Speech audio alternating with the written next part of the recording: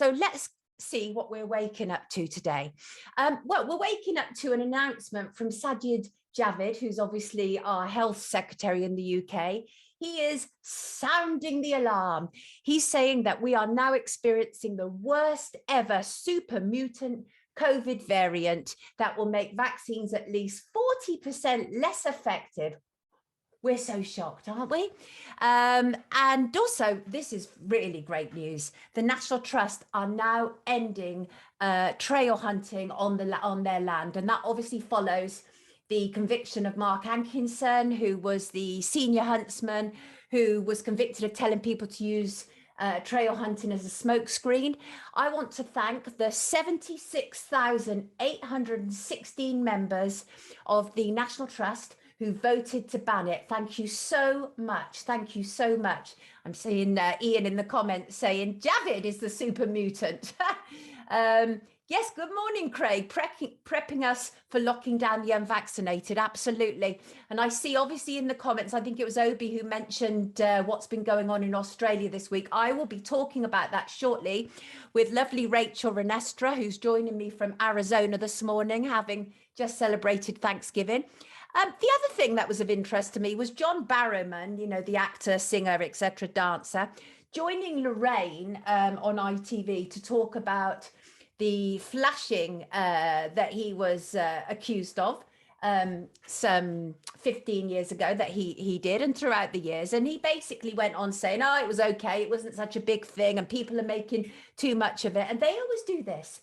They use Lorraine and Holly and Phil to downplay these sort of controversies and almost try to get the public back on side. And it's not working, because the reality is, if John Barrowman had been flashing in a park, he'd be done for, well, indecent exposure. But you flash on a film set and you get a PR opportunity on Lorraine, which obviously isn't great, and not impressed at all. So let me just see what's going on here.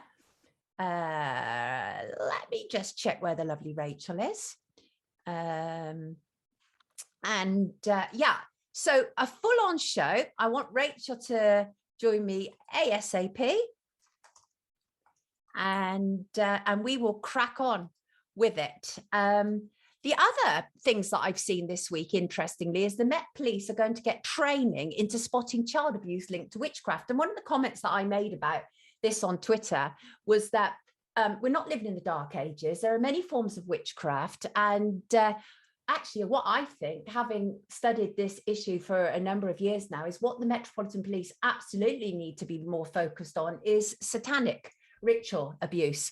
Anyway, I tweeted that, and the Church of Satan sent me, literally the Church of Satan, I'm not kidding, they sent me a GIF from Willy Wonka, which I didn't quite know how to take, but hey.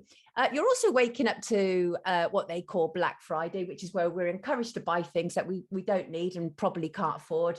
And I urge you not to be drawn on that nonsense. Germany is going to be legalizing cannabis, and that's as Angela Merkel's 16-year reign comes to an end. So that's quite interesting. The other thing that really upset me this week, is there's an account called Feminist on Instagram, and they have 6.4 million followers. And they had this imagery of a man with plastic teats, the kind that you'd put on a baby's bottle, and the baby is sucking, and these plastic teats are on the man's nipples, and this baby is sucking on these plastic teats. And the idea is that it's supposed to be art. That's not art. That is not art. Stop using children as props in your queer theory madness. It's not art.